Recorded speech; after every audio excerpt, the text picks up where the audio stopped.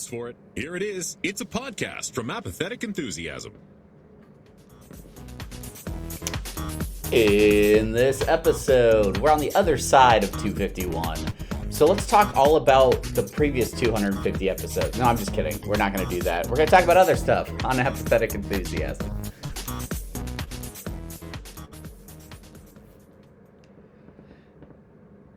Yeah, okay. I didn't even touch the fader.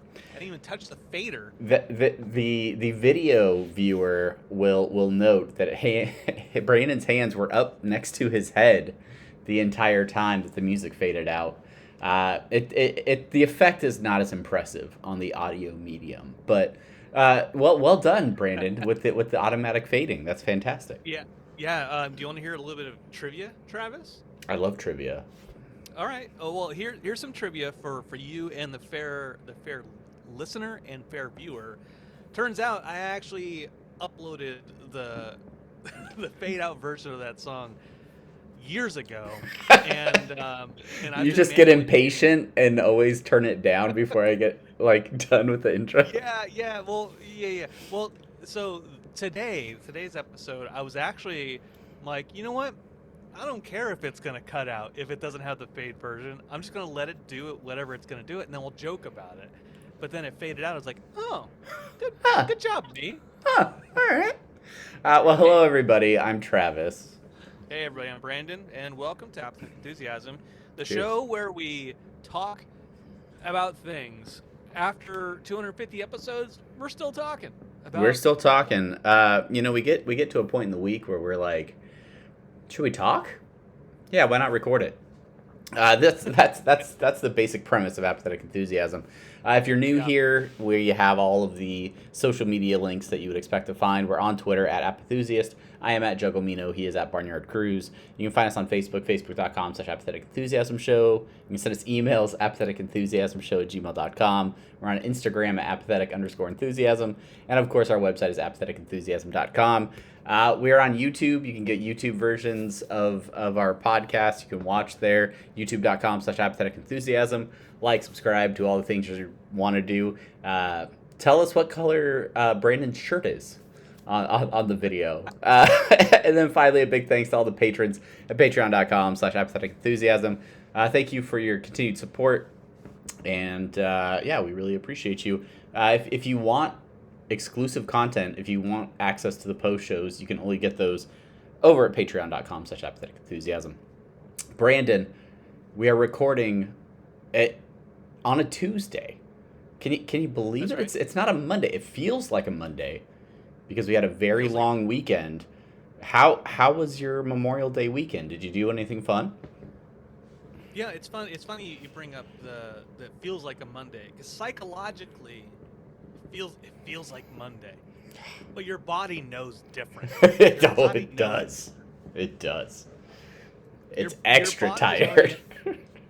It's already in that, oh my gosh, it's already, the week's been going on for so long mode, but it hasn't. It only just started. And so your mind has to play catch up. And everybody that you work with or are hanging out with, they're all feeling it. They're all feeling it. You just look around the room, and any interaction you have, you can see the fatigue, the oh shit, we drank one extra night too much this weekend, right? And I'm sure you being in a schoolhouse right now. Oh yeah, it was extra quiet in class today. Everybody, during breaks and stuff, usually there's conversation and people are chatting. We have a break and everybody's just head in their hand, just It doesn't help that they introduce brand new lesson material today and rushed through it, and then we're like, okay, you've learned this enough. Everybody's gonna prove this by presenting on it tomorrow. And we're just I don't know what we're doing. So it's super awesome. It's great. Should probably be focusing on that instead of recording a podcast. But no. Now let's do this instead. Long weekend. I mean, so obviously weekends can be more relaxing. You could use that downtime to rejuvenate, to rest, to recharge. Why do that? Yeah, that seems silly. That seems Why foolish. put yourself through something like that where you recover and you gain that energy back, fresh for a new week? No, yeah, my weekend was good. So I work 410, so I have every Friday off essentially, and this last Friday, what did I do? I don't remember what I did Friday. I played a lot. I got a new game called Army of Ruin, and there's this Vampire Survivors game that came out. It's a very fun game. It's very addicting. And there's no buttons that you have to press. You just move your little character around and kill mobs and mobs of monsters. Well, because of its success, there have been a bunch of Vampire Survivors clones out there. So Army of Ruin is one of these Vampire Survivors clones, and it's okay. I'm enjoying it, but it is also addicting. And so I played that on Friday, and basically every morning I wake up and I play a couple hours while the wife and kid are asleep. And I'm like, all right, well, time to get up and do my thing. So there was a Joe Bob on on Friday, a graduation day, a horror film because kids are graduating. And They keep doing that every year. Makes sense. We watched Graduation Day, and then Saturday I went down with my dad. We drove down to El Segundo to find our wallet for you rap fans, and there was a Corvette car show. There was a Corvette car show down there in El Segundo, and as you know, Travis, and I don't know if I've told the fair viewer. I feel like this has come up on the show that. Yeah, your little side hustle project that you're working on. So many hobbies, and we'll get into that in a second. We have a '63 Corvette we purchased, and we've been fixing it up. And so there's a small little Corvette car show down in El Segundo, and so we drove down there, him and I, and we went looking around. There's some classic ones like 60s and some 50s Corvettes. There were surprisingly a good amount of newer 2000s and up Corvettes, and this I'm a bit opinionated here, Travis. In anybody who's listening who's a car head, is this the point where Brandon turns into a car guy live on our podcast? Very minutely, yes. Where my dad and I, as we're leaving, he's like, Corvette people are weird. And like we're Corvette people. He's like, no, it's different. Because you go to a car show, and when you go to a car show, you're expecting classic cars, you're expecting like collector's editions, right? Like things that you don't get to see all the time. Well, there's a lot of people with new Corvettes that they buy them and then take them to a Corvette car show, and you're like, why do I care about you? I don't give a shit about your car. I'm excited you have a lot of money. Exactly. That's exactly it. Like, ooh, I'm impressed by your money. I don't give a shit about your brand new Corvette. Like, go if I want to go look at a new Corvette, I'll go to a Chevy dealership. Yeah. Why would I come? No, whatever. So that's an aside. But we saw some cool Corvettes down there.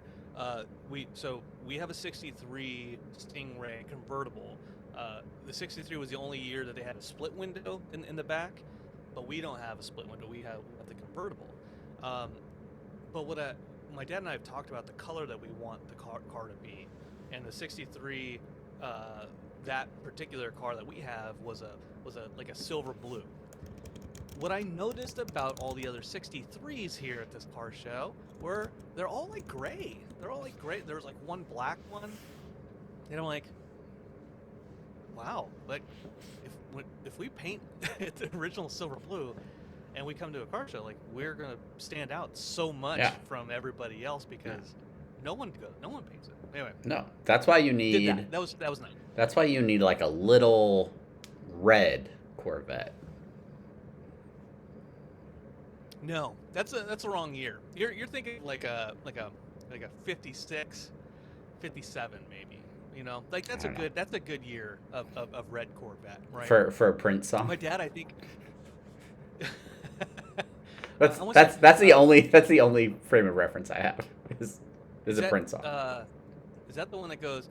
She wore a little red Corvette, the kind you buy at the secondhand store. Yeah, you nailed it. That's exactly the song. That's a, I love that. I love that Prince song. Yeah, yeah, Uh, yeah, yeah. I Red was Corvette, red red Corvette. Corvette. Yeah, It's he was amazing. yeah. What a loss. It's just man, it's terrible. Yeah. Well, good. Okay, so you drove down to El Segundo. Was this in like a convention center? Was it or was it out like in a parking lot?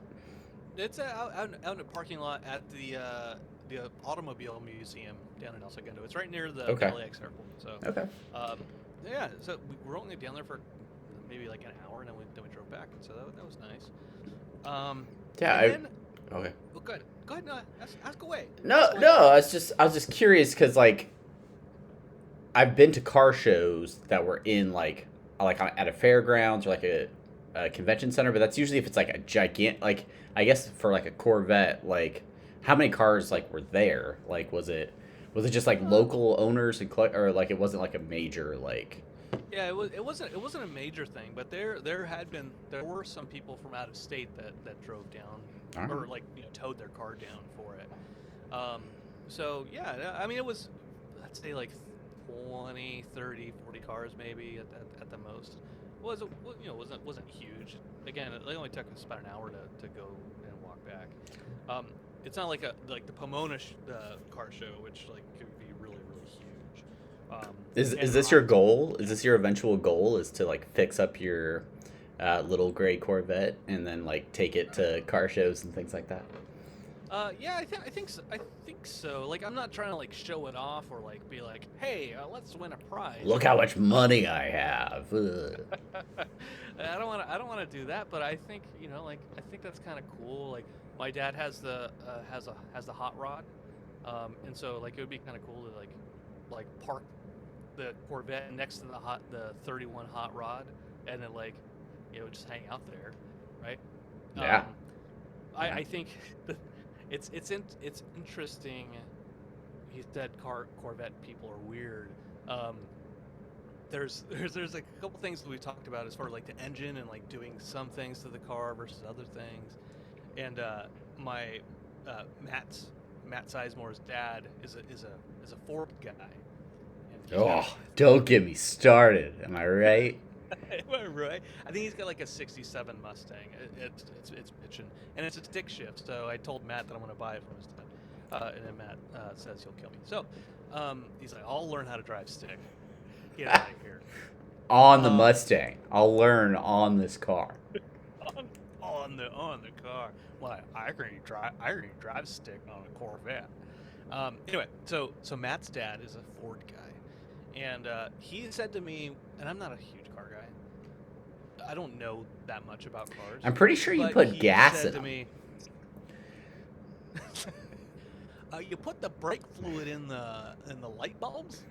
Is that how that works? You're low on your Did you get headlight your- fluid. You gotta top her off. How are they supposed to know if the brakes work if you don't put fluid in them? So his dad said to me, "Oh yeah, Corvette. You know the distributor's on the wrong side," and I laughed. And I said, "I don't get it though. What are you talking about?" He's like, "Well, the distributor actually on Ford engines is at the front. It's not in the back, so it's easier to get to." It's like, "Oh, okay. No, yeah, totally. I didn't know that." And my dad was joking the other day. He's like, we can put a bigger Ford engine in this, but if we go to any car shows and we show that, Corvette people will will follow us home and murder us. They will legitimately kill us and then burn the car to the ground if we do that. They're purists. Yeah, that's fair. I will say there's in terms of being a car guy, I have an affinity for probably the most ridiculous of all vehicles, which is the Volkswagen Beetle. My dad had a Bug when I was growing up. I loved it. Unfortunately, he like crashed it and like totaled it. But I feel like growing up in Southern California, I saw classic Volkswagen Beetles everywhere all the time. Your arms were bruised from all the slug bugs. And now I feel like, I don't know if it's just the part of the world that I live in or what it is, but I feel like I don't see as many like classic Beetle. I mean, obviously they came out with the new Volkswagen Beetles in like the early 2000s or something like that. This is not what I'm talking about. I'm talking about like the classic like death trap vehicles, Herbie the Love Bug style. I would love to buy a Beetle and fix it up and get it painted like Herbie. I would drive the heck out of that thing. Yeah. Get a custom license plate that says Love Bug. I mean, get out of town. Get out of here. Drive out of town. Drive out of town with my Volkswagen Bug. My dad had a Bug as well, and then at some point in time he sold it. But so I've got an affinity for those Volkswagen Beetles as well. I even like the new ones. I like the new ones. That like old new one, the first draft of that. No. I'm talking like the Super Beetle, where it's still like it's sleek. It looks sleek still. Yeah. Sorry. Yeah, it's all right. But I don't see too many bugs out here, honestly. Probably because everyone has new cars. They're getting older, right? They're probably getting even harder to find and maintain and things like that. I mean, yeah, and you don't want to sit in like all these cars. You don't want to sit in traffic with all these cars for forever and ever, right? Yeah. Like my dad was saying, he'd done a car show down at that El Segundo place before with a hot rod, and he said that like the street leading up to it was lined with like trailers and stuff like that because people don't want to drive all the way into the heart of LAX with their classic car that overheats, right? And like sitting in LA traffic on the 405. Having to manually shift every time you want to move up a little bit. Yeah. Nobody wants to do that. No one wants to do that.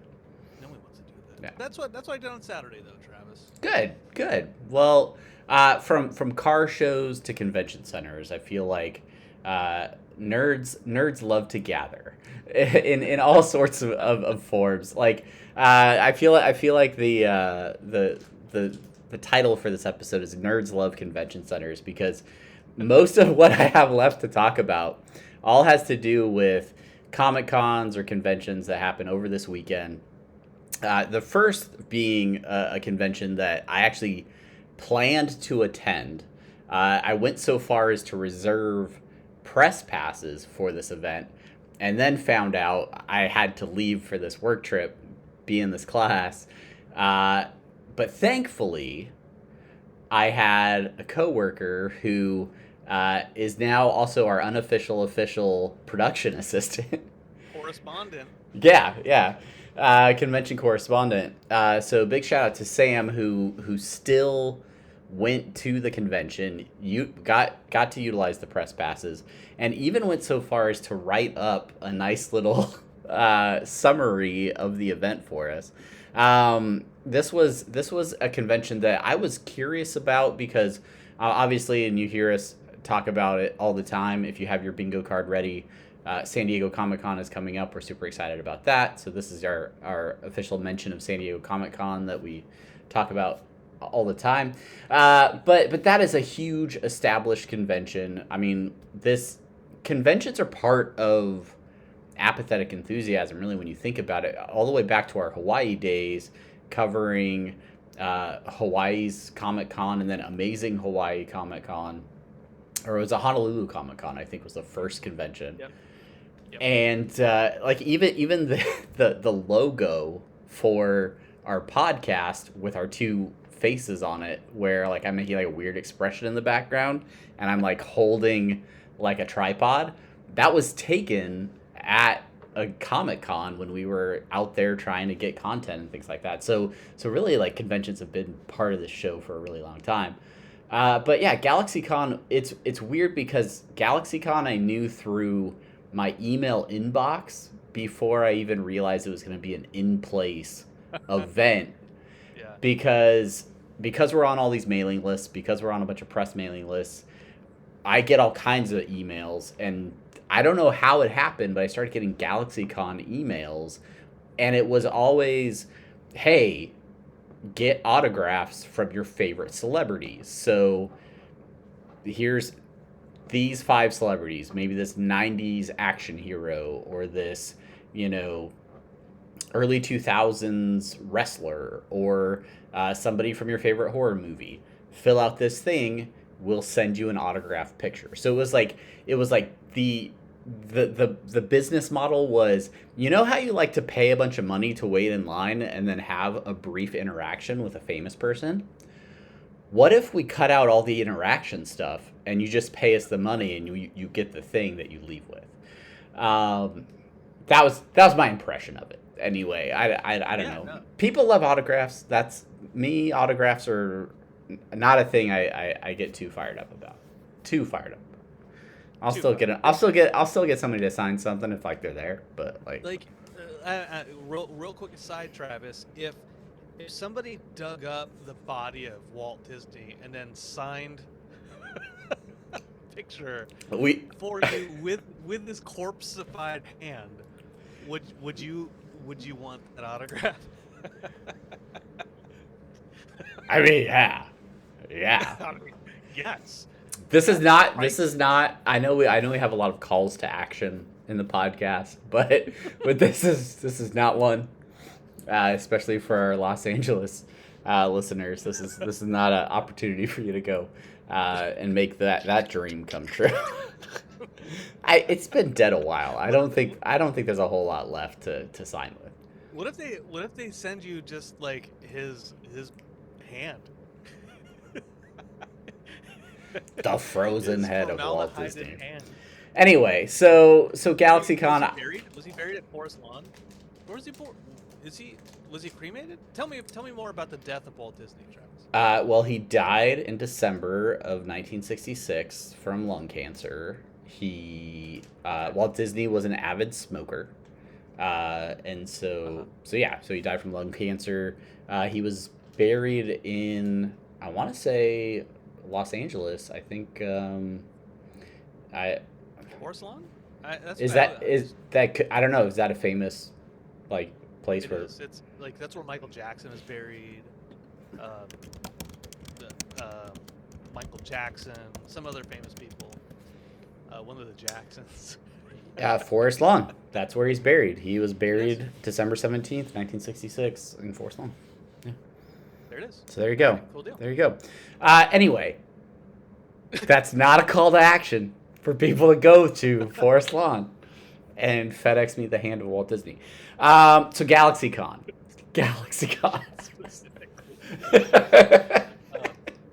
Also like and subscribe. This was the first time that GalaxyCon was going to be coming to Oklahoma City, where I currently reside. So I was like, hey, ask for some press passes. We'll go check it out. This event was really marketed to the local area about the celebrities that they were having come to do meet and greets. That was really the driving force behind it. It was less about vendors or panels from what I could see in the promotional material, and really a lot more about the people that you could go to meet. I don't know, have you done that in the past, Brandon, where you've gone to a con and specifically to get those interactions with a celebrity? No, I'm too shy about that. And honestly, there's a part of me that I imagine if I were famous in a position of being famous and like at one of these conventions where I'm like signing things for people, that I would be like, well, actually, let me take a step back. So Tampa Bay Comic Con, I did a panel for Rick and Morty, right? And I gave away pops that I got from a local comic shop, and at the end of it, people came up to me and like, hey, can you sign this pop? I'm like, I can, but I'm nobody. I'm nobody important. So Which you're cool with that, I'll sign it. I did congregate with nerds inside a convention center this weekend, and we will get to that later in this episode. But I want to come back to that idea of recognizing people who are essentially nobodies, right? Like, but they're important to you, right? Can you not hear me? Yeah, your volume went down. Oh, that's so weird. Your volume dropped down all of a sudden. Can you hear yourself the way you normally do? No. Oh, yay! I'll go ahead and mark that. Check. Hey, you got me now? Yeah, okay. Yeah, there First step of troubleshooting, check all physical connections. I just jostled the little connections on the back of my mic. So anyway, I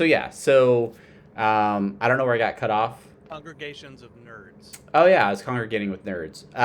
But what I was gonna say is, I found people there that I kind of like nerded out over, and it's so weird to be on the other side of that. Like, not saying that I've been on the other side of that interaction a ton of times, but I was cognizant when I was going up to content creators at the event that I went to and being like, hey, I love your podcast. I really appreciate your video. Knowing that they are essentially the same as us when we're at an Adult Swim Fest or any other event and somebody's like, hey, I like your podcast. No, I think it, and they kind of, fan about us. I was very aware of that in the moment, but I was still like appreciative of the stuff they made, so I wanted to let them know. Yeah, and I think about that just when I see celebrities, right? Like, how would I feel? Like getting stopped as I'm walking around, be like, hey, my kid watches you. Like, oh, cool. And like, oh, let's talk about it now, right? But it affected I don't want to give them. It affected my way of interacting with them, knowing that. Like, knowing how that would come off, like, I was like, okay, well, I'm not just going to be like, oh, you're awesome. Like, I don't know. Which is, like, why I try to, if I do interact with them, I try to not treat them, like, coddle them, or treat them like they are, like, oh, ooh, amazing.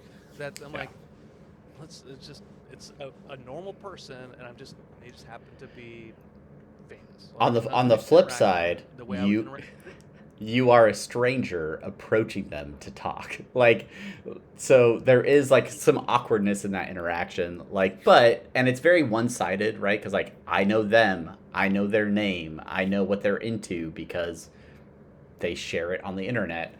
They don't know me at all, right? And I should have no expectation that they're going to know me by the end of this interaction.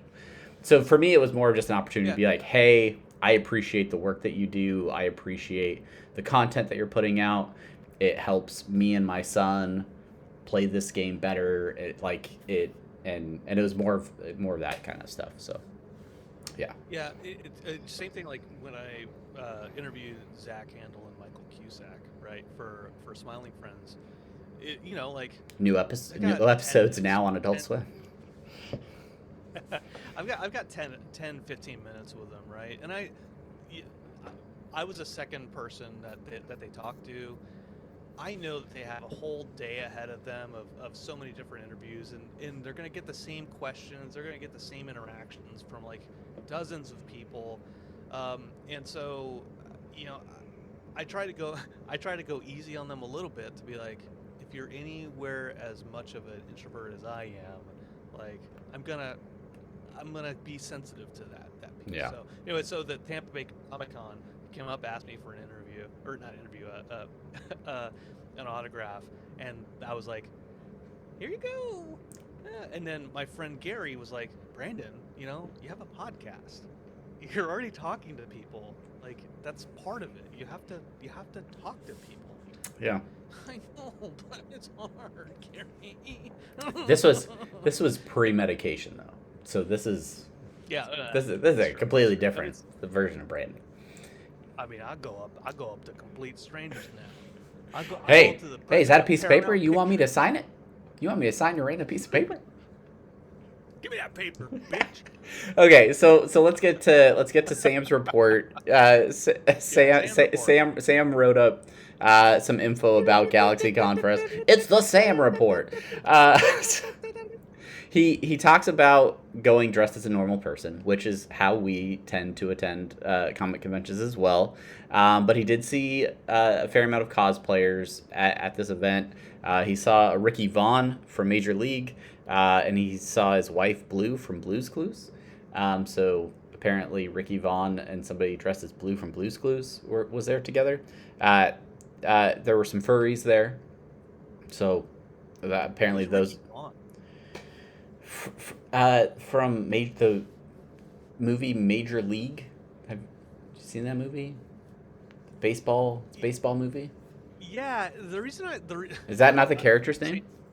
Well, Sam, first of all, thank you for going. First and last we're gonna time. get to the rest of we're gonna get to your report after this. The funny thing is, we watched Major League. Either Ricky Wild Thing Vaughn. That's the character's name. He's the pitcher for the Cleveland Charlie Indians. Sheen. Yes, Ricky Vaughn. Oh, so Charlie Sheen was there? No, there was a person cosplaying as Ricky Vaughn. Oh, okay. And he was there with his wife, That's okay. Blue, All from right. Blue's Clues. There we go. Because I was like, wait, Charlie Sheen's married to Blue? The woman who does the voice of Blue? From Blue's Clues? Okay. No, I'm right there with you now. All right, you can't go anymore, Sam. Not until you clear up your narrative. Take better notes. He says there were about 30 booths there. 90% of them were anime, and he's not really into that. Neither am I. So yeah, that's fine. He credits this podcast, Apathetic Enthusiasm. Wait, Charlie Sheen wasn't there? Charlie Sheen wasn't there. I'm still. Yeah. My mind's Charlie still Sheen was running an anime booth in Artist Alley. And everything just said #winning on it. It was weird. It was, I don't know. That's a dated reference. Snake blood or something like that. Yeah. Tiger's blood. Tiger's blood. Leopold blood. Okay. Yeah. Anyways, there's 30 booths. So he credits our podcast with getting him interested in Baldur's Gate because of how we wouldn't stop talking about Baldur's Gate for a while. And so then he started playing that, which kind of got him into the idea of playing D&D. So he bought some dice while he was there for him and a friend. And then, yeah, he says there were tons of people lined up for Chris Parnell, which, you know, friend of our other podcast, friend of the network, Chris Parnell. That's right. Who had, I mean, that was the driving force behind me trying to go in the first place. Was it felt like I had to go talk to Jerry if possible.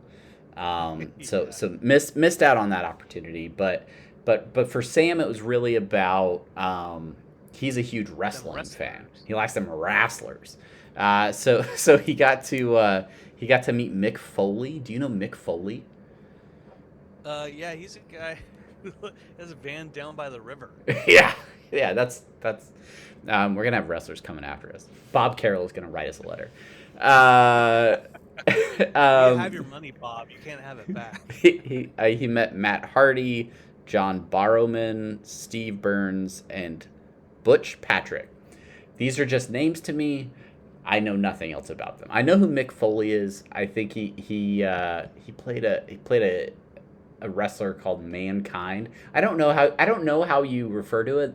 Wrestling, Oh, like personas. Do you say you played them?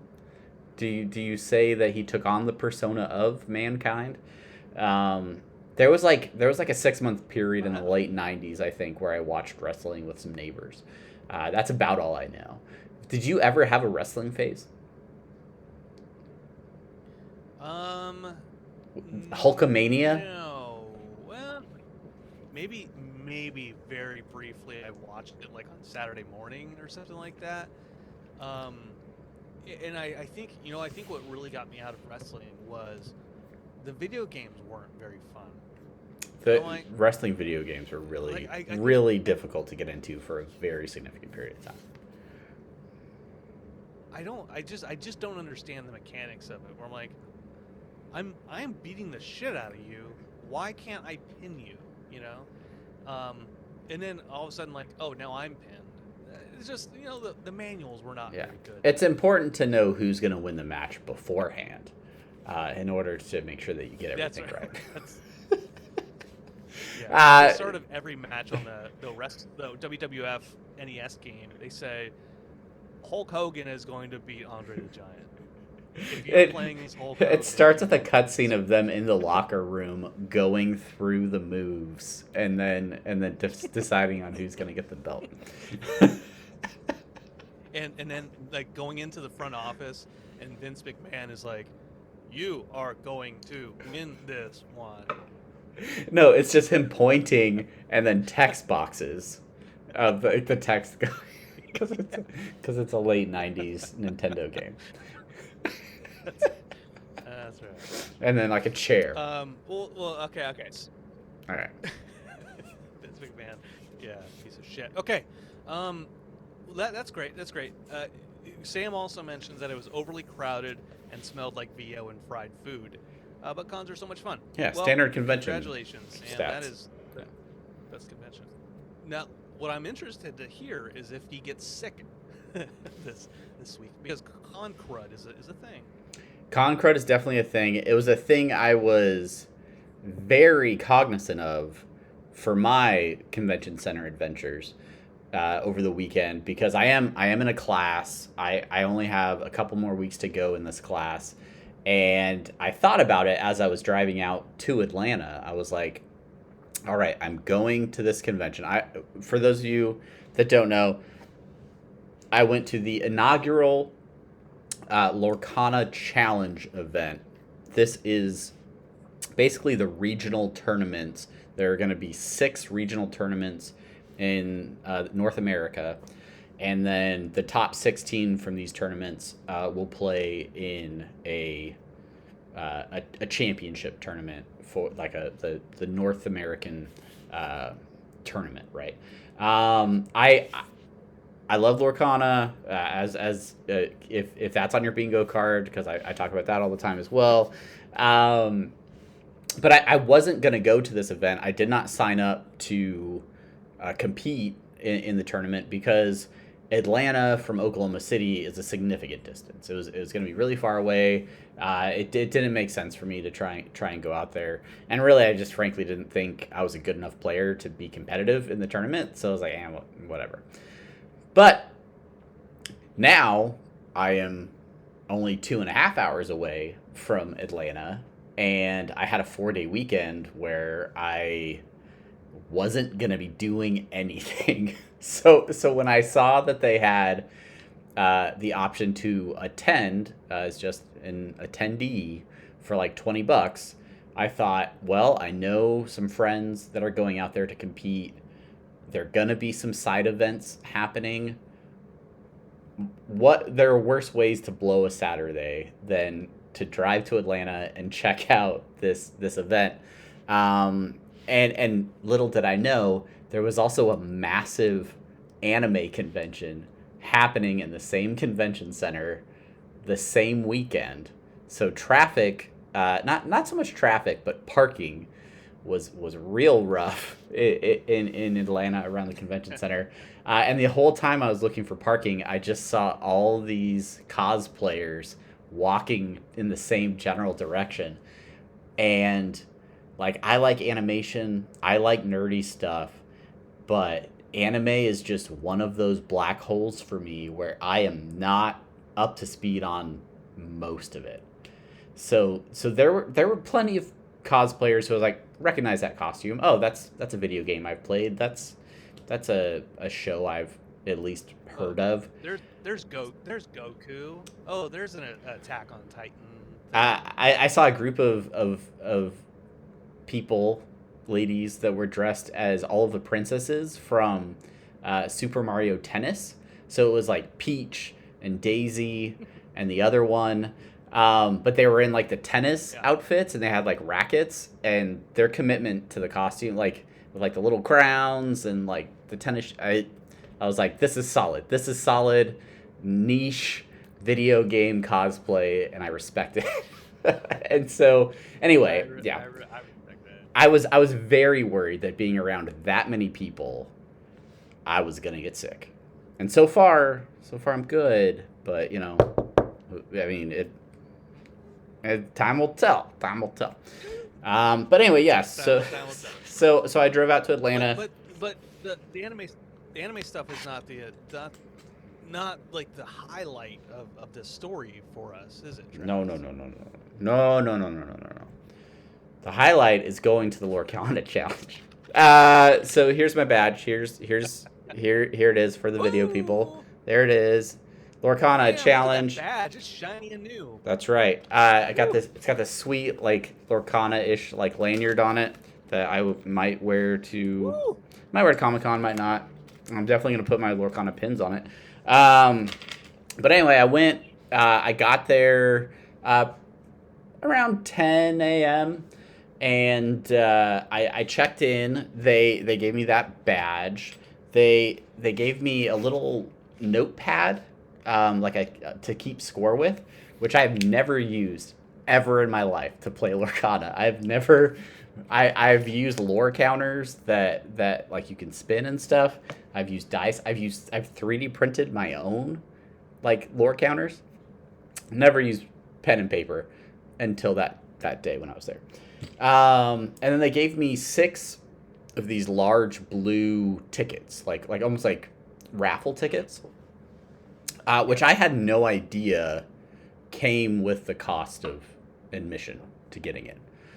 What those tickets were, they were prize tickets. And once you got inside, there was a wall. Think almost like a budget version of where you go to an arcade and you turn in your tickets for prizes. But the prizes were actually really valuable.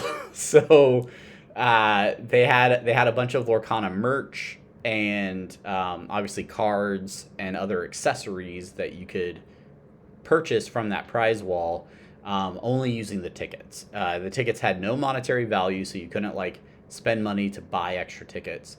And then they had some exclusive stuff there, including promotional cards and a promotional playmat and things like that you could only get with prize tickets. So the way people earned prize tickets were by playing in the main tournament. You got tickets if you hit certain levels.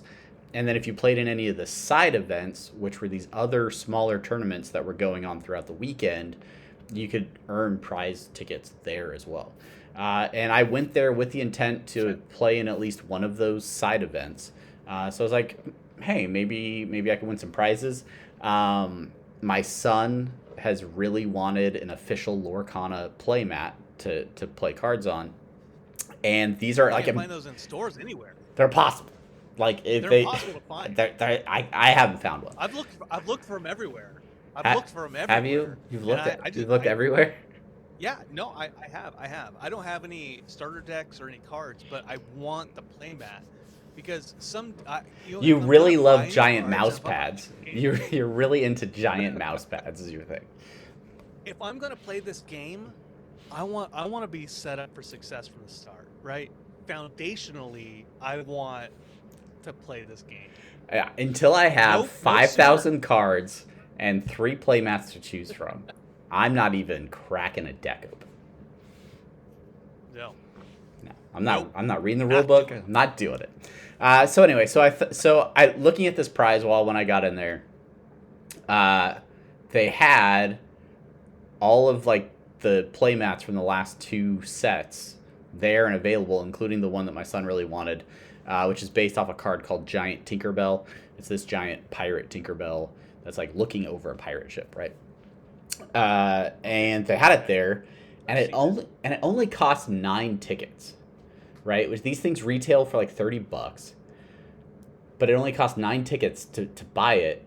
And I was like, they gave me 6 when I walked in the door. I only got to find 3 tickets to get this thing for my son. So I played in a tournament. I signed up for what was called a sealed tournament. Are you familiar with this concept, Brandon, of a sealed tournament? Yeah, we've talked about it before. It's where there's just a new deck, and then you open it up, and then you play with what you have.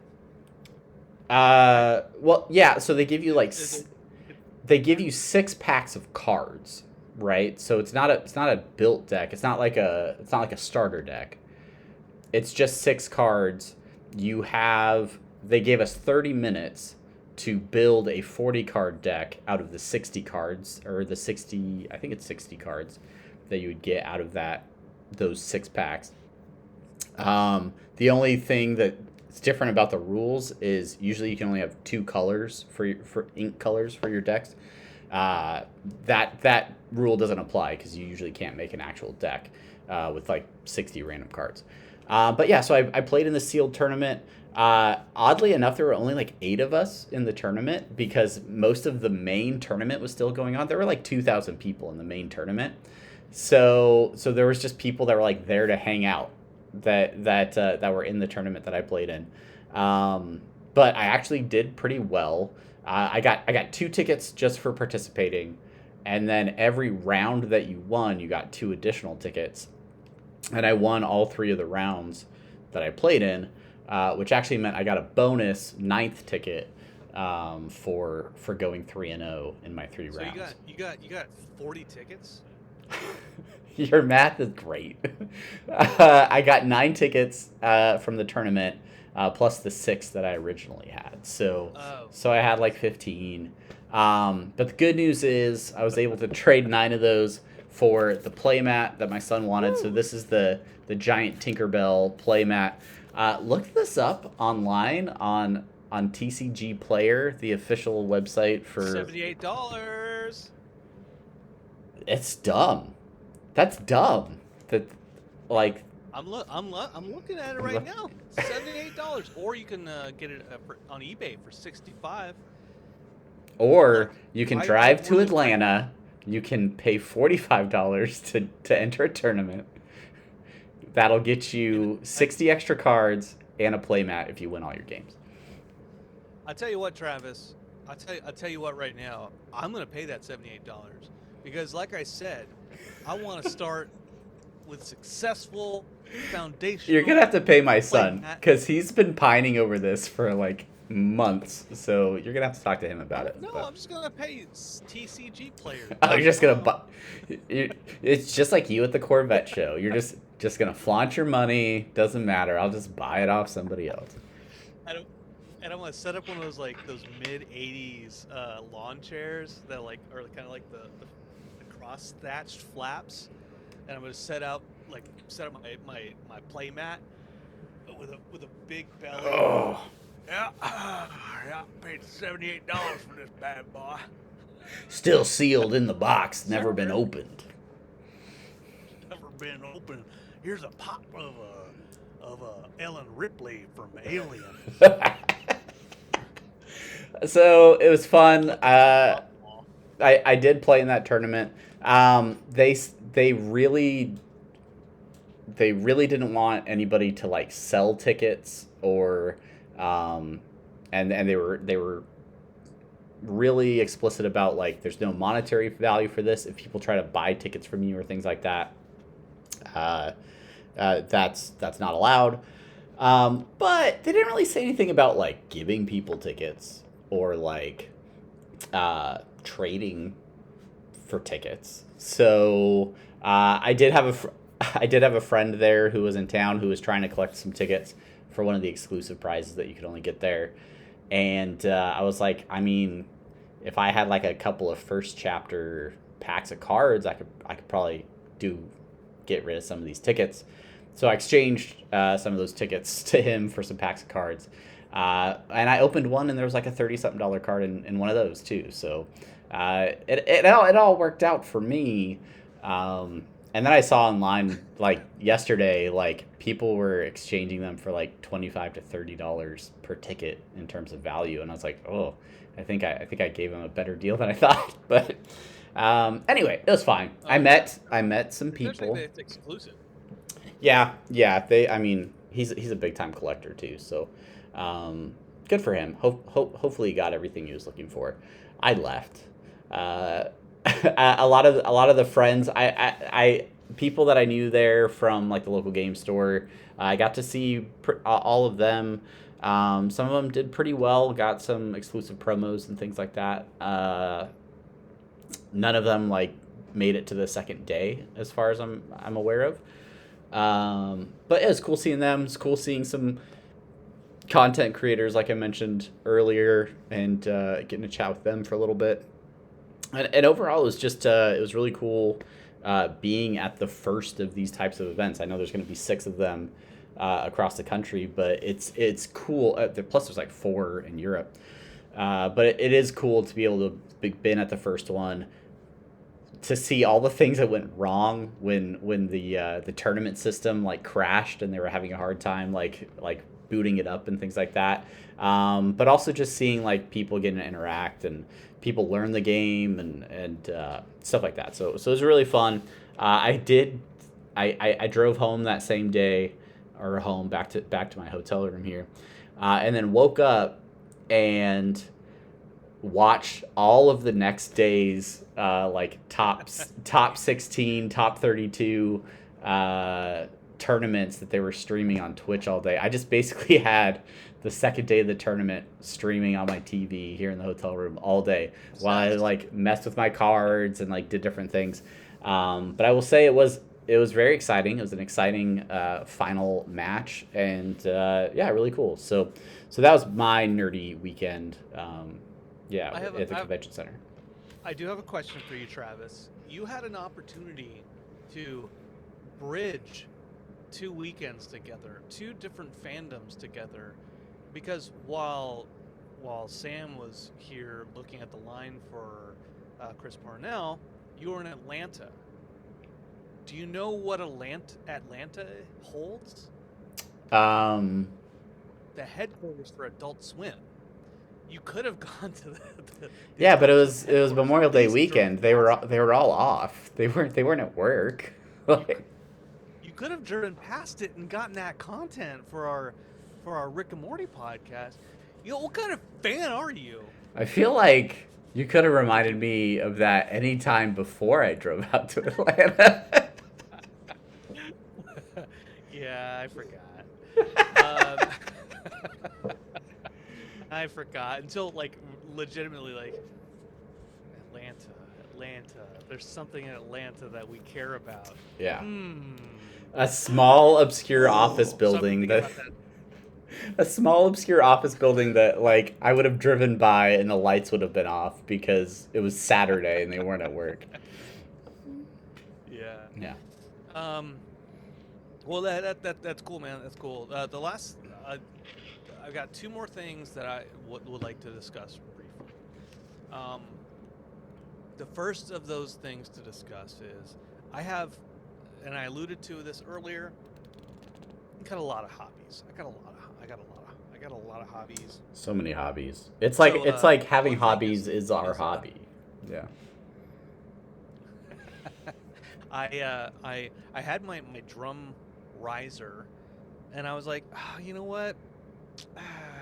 I could modify that a little bit. So I went to Lowe's, got some of those mats for like the gym equipment.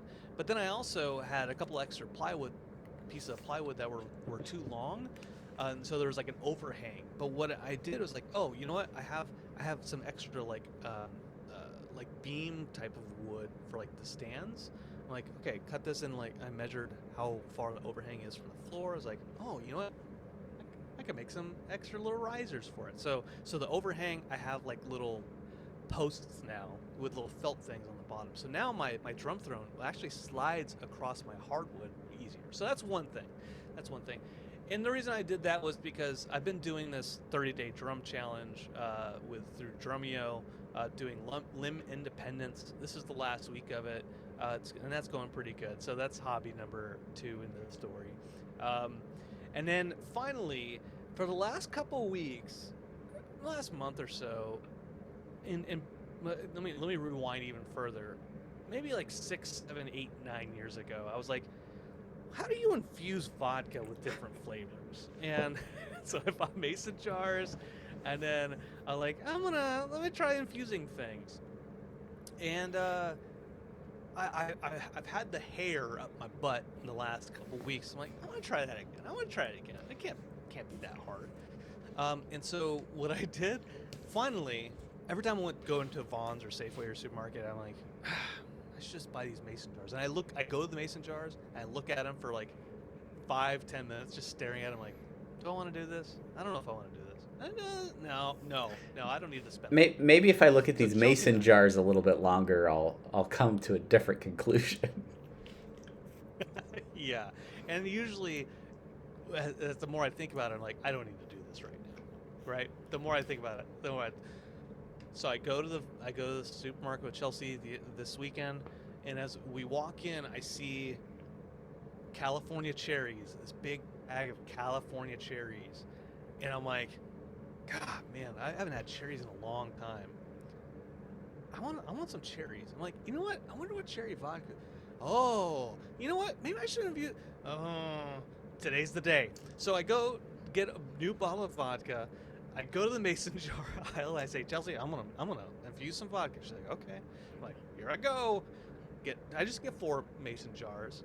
I get cherries. I get strawberries. I get frozen peaches, and then I'm like, you know what? People say infusing vodka with Skittles is a thing. I'm like, huh.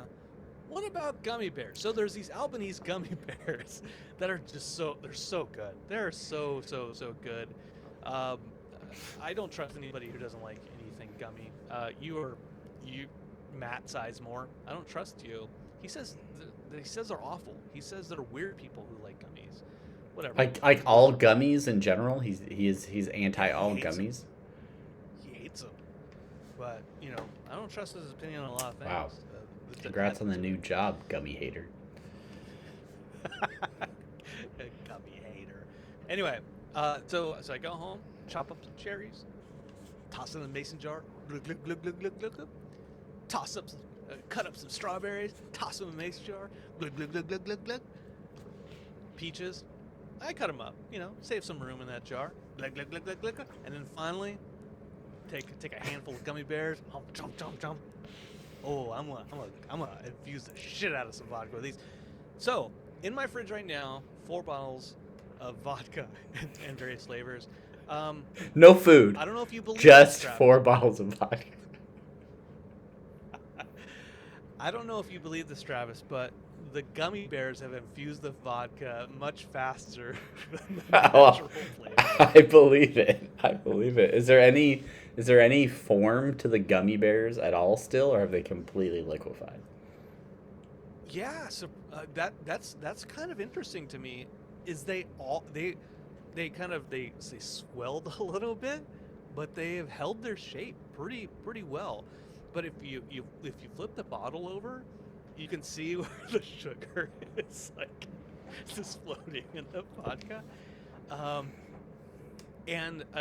So I took a sip of it yesterday or the day before, and I tell you what, it tastes like gummy bears. It tastes like you took a handful of gummy bears and shoved it in your mouth, and just let it just sit there and have. That's dangerous, man. You got to be careful with that. It's sweet. It is very very sweet. But I'm like, this tastes like gummy bears. This is actually pretty good. So I guess my question is, like, how long is your projected, like, marinating time for infusion? Like, how long do you have to sit? Do you just leave it in there forever? Is there a point where you like strain it off and then just keep the infused vodka? Like, what's the next step in the process? I don't know. Actually, I think it should be at least a week. The flavors are infusing for like the regular fruits. I added just maybe like a cube of sugar to each one just to give it a little bit more sweetness. Because right now it has the hint of that flavor, but it's not very sweet at all, right? Like strawberries are good. They're tart, have a little bit of sweetness, but like it's the same thing as if you slice up strawberries, you put them in a bowl, and then you put sugar in there, right? It's gonna not emasculate them, but you know what it is. They're gonna break down. They're gonna, I don't know. They'll make a glaze, right? Because the sugar draws the water out of the strawberries, and it makes them sweeter. Yeah. That's kind of what I was hoping for. So my older brother comes into town on Friday, so we're gonna enjoy some. I don't know if we'll enjoy it, but we're gonna try some infused vodka. All right. Well, my request for your next iteration, should there be one, because you got all these sweet vodkas with your cherries and your peaches and your gummy bears and your other fruit that you mentioned. Jalapenos.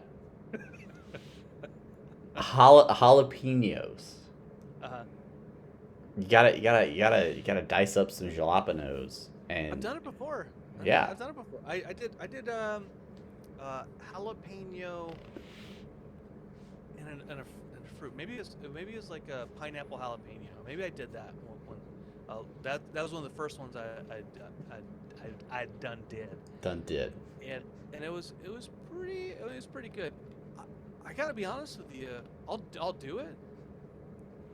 But as I grow older, I don't like drinking things that are spicy, except for Bloody Marys. I don't like drinking. I don't like drinking most things that are spicy. I have jalapeno limeade still at my house from Trader Joe's, and I love that stuff. That's what it was.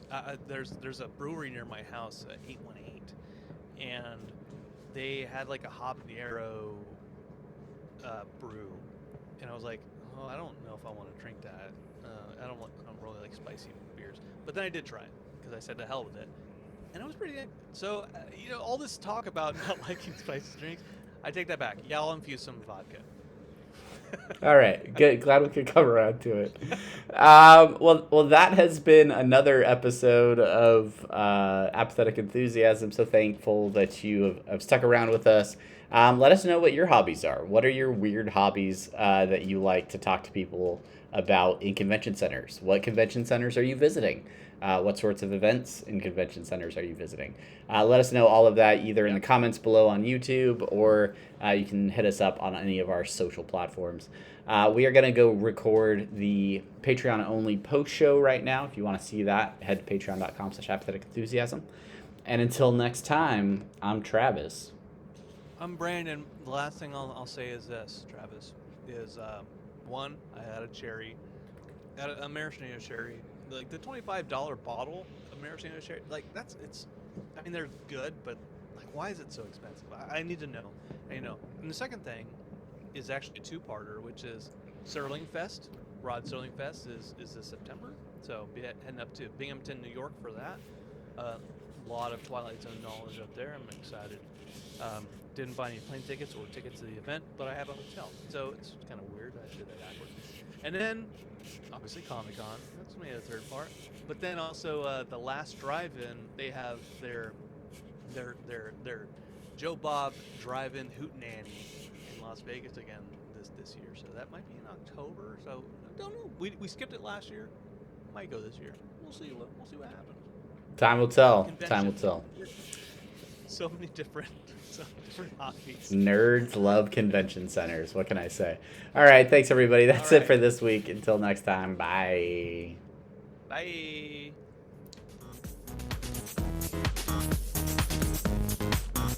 I'm manually fading out now.